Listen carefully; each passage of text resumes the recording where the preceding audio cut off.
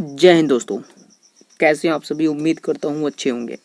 यहाँ पे मैं आपको बता दूँ जो प्रोफाइल से रिलेटेड बातें हैं, मतलब यहाँ पे कुछ जो एस्पिरेंट हैं वो पूछ रहे थे कि मतलब प्रोफाइल कब अपडेट करनी है, किसको किसको अपडेट करानी है। तो ये सारी जो बातें हैं मैं इस वीडियो में आपको क्लियर करके बता दूंगा। और वीडियो शुरू करूँ उससे पहले आप सभी से रिक्वेस्ट है कि चैनल को सब्सक्राइब कर लीजिए, साथ ही साथ बेल आइकन प्रेस को भी ऑन कर लीजिए ताकि हर प्रकार की अपडेट से आप हमेशा रहें जागरूक। तो चलिए दोस्तों वीडियो को शुरू करते हैं। तो जैसा कि यहाँ पे आप देख सकते हैं, आज का टाइटल हमने ले रखा है जो प्रोफाइल है सभी पात्र अभ्यर्थियों को अपडेट करनी है। क्या ये बातें बिल्कुल सही हैं? तो चलिए मैं आपको बता देता हूँ क्या ये है। देखो, जैसे आपने जब फॉर्म डाला होगा, यानी कि जब आपने फॉर्म फिल किया होगा, उस समय जो भी जानकारी या फिर जो भी इन्फॉर्मेशन आपने दी रही होगी, वो इन्फॉर्मेशन अगर अप टू डेट है तो आपको किसी भी प्रकार से प्रोफाइल को अपडेट करने की ज़रूरत नहीं है। जैसे मान लीजिए वहाँ पे आपने डीओबी जो भी डाला होगा, जब आप इसमें डॉक्यूमेंट वेरिफिकेशन करा रहे होंगे तो सेम टू सेम होनी चाहिए। जो आपका नेम है या फिर जो सर नेम है, वहाँ पे जो रहा होगा वही यहाँ पे भी आपको रखना है। मतलब किसी प्रकार की अगर कोई भी चीज़ें चेंज हो रही हैं तो उसको ज़रूर आपको अपडेट करने की ज़रूरत है। और अगर हूबहू है तो फिर आपको कोई चिंता करने की बात नहीं है। तो ये आपको क्लियर हो चुका है कि ऐसे कौन कौन से एस्पिरेंट हैं जिनको अपने प्रोफाइल में चेंजेस करने हैं। अब मैं बता देता हूँ कि प्रोफाइल यानी कि जब वर्ग 3 की काउंसलिंग होगी तो क्या उन सभी में वर्ग 3 के जो अभ्यर्थी हैं सभी को अपनी प्रोफाइल को वहाँ पे अपलोड करना पड़ेगा क्या?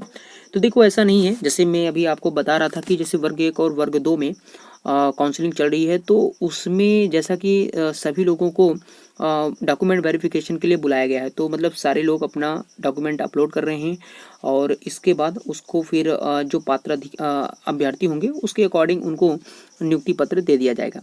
लेकिन इसमें ऐसा नहीं होगा दोस्तों। इसमें मैं आपको बता दूं, इसमें सबसे पहले वो क्या करेंगे, वो सबसे पहले एक मेरिट लिस्ट जारी करेंगे।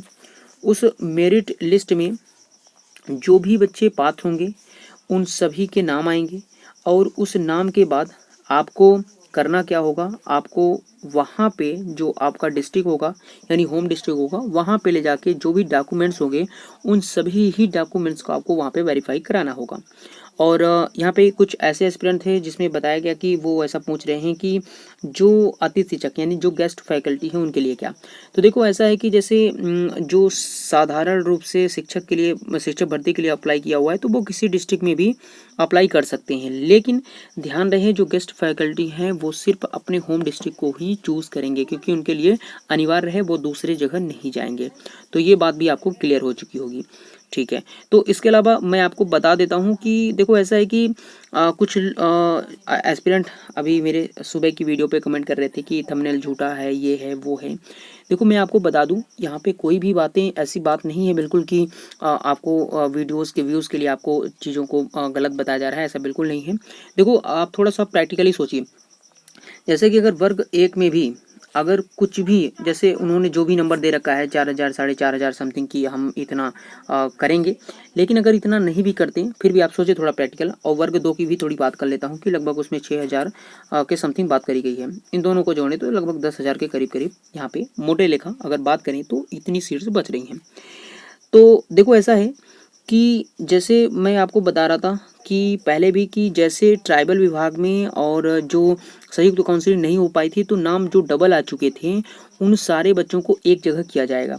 अब एक जगह किया जाएगा, इसका मतलब ये है कि जहाँ से वो हटाए जाएंगे और जिस पद में पहले ही नाम है तो कहीं ना कहीं सीट तो खाली होगी ना। तो ये सीट कहीं न कहीं वो सारे ही अभ्यर्थी ऐसे हैं जो वर्ग 3 में अप्लाई कर चुके हैं और वो पात्र भी हैं। तो अगर उनको हायर पोजीशन मिलती है या हायर पद मिलता है तो वो नीचे क्यों आएँगे? तो कुछ लोग कह रहे थे कि नहीं, नहीं आप गलत बता रहे हैं। देखो, ऐसा नहीं है, गलत बताने का कोई मोटो नहीं होता है। सिंपल आपको इन्फॉर्मेशन देनी होती है और यहाँ पे आपसे कोई मतलब पाबंद नहीं लगाया जा रहा है कि आप बिल्कुल वीडियो को देखें या ना देखें। आपको बिल्कुल राइट है कि आप उस पे कमेंट करें, बट आप ज़रूर इस बात से मतलब आप कह सकते हैं कि निश्चिंत रहिए कि कोई भी इन्फॉर्मेशन गलत नहीं दी जाती। कहीं न कहीं चीज़ों को सुना जाता है, समझा जाता है, देखा जाता है, फिर आप तक ये सारी चीज़ें पहुँचाई जाती हैं। तो आप इस बात से बिल्कुल टेंशन ना लें, जो चीज़ें बताई जाती हैं वो बिल्कुल ऑथेंटिक होती हैं।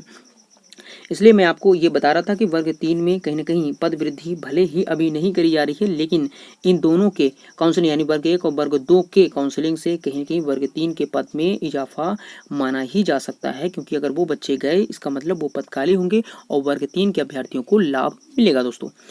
चलिए आगे बात करते हैं। वो तो जैसा कि मैंने कहा कि जितने पात्र अभ्यर्थी हैं उनके लिए 10-12 हज़ार, 15 हज़ार, 20 हज़ार पद बहुत ज़्यादा मायने नहीं रखते।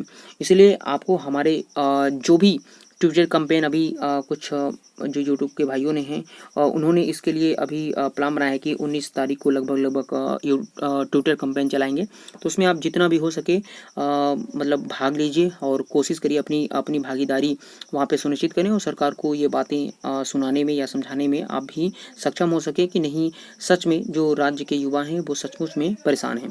तो इस प्रकार से आप अपनी बातें ज़रूर उस दिन रखें और ऐसा नहीं है अगर आप ट्विटर कैंपेन करते हैं तो कहीं ना कहीं आप सब लोगों की बातें वहां तक जाएंगी। तो इस प्रकार से भी कहीं ना कहीं जो पद है हमारा वो 51 हज़ार होने की उम्मीद और भी जताई जा सकती है कि मतलब हम कह सकते हैं कि बढ़ जाएगा। तो अगर ऐसा होता है तो बहुत सारे अभ्यर्थियों के लिए बहुत ही सुनहरा अवसर रहेगा। देखो जैसा कि मैं आपको कई बार कहता हूँ कि अभी नहीं तो कभी नहीं। देखो अभी अगर आपने नहीं किया, अभी आपने अपनी डिमांड नहीं बताई तो कहीं ना कहीं आने वाले टाइम पर सरकार बन जाएगी या फिर चुनाव के बाद अगर नई सरकार बनती है तो शायद हो सकता है वो हम लोगों की बातों को कम सुने। इसलिए अभी वो टाइम है, चुनाव के पहले ही हम उन पर दबाव डाल सकते हैं, अपनी बातों को मनवा सकते हैं। इसलिए 51 हज़ार पद पर हम लोग अडिग रहेंगे। और देखो एक बात है, थोड़ा पॉजिटिव रहा करो, ऐसी छोटी छोटी बातों से बिल्कुल नेगेटिव चीज़ें ना फैलाएं कि ऐसा नहीं है वैसा नहीं है। देखो अगर पॉजिटिव रहेंगे तभी चीज़ें पॉजिटिव होंगी। तो इसलिए पॉजिटिव रहें और जहाँ तक भी हो अपने आप को पॉजिटिव रखते हुए आंदोलन में या फिर ट्विटर के माध्यम से आप अपनी सहभागिता जरूर यहाँ पे दर्ज कराएं। तो उम्मीद करता हूँ ये वीडियो आपको काफ़ी इन्फॉर्मेटिव लगा होगा दोस्तों। और अगर किसी भी प्रकार का कोई भी डाउट हो तो उसको ज़रूर हमें हमारे साथ शेयर करें और कमेंट करें। मैं कोशिश करूँगा उस पर वीडियो बनाने की और जैसा भी होगा वो सारी चीज़ें आप तक प्रोवाइड कराई जाएंगी। तो मुझे लगता है कि आपके वो सारे डाउट क्लियर हो चुके होंगे दोस्तों। तो चलिए फिर वीडियो को यहीं पे एंड करेंगे। अगर किसी प्रकार की कोई भी समस्या हो आप ज़रूर हमें कमेंट करके बताएं। चलिए फिर मिलते हैं नेक्स्ट वीडियो में। So till then take care and see you. जय हिंद।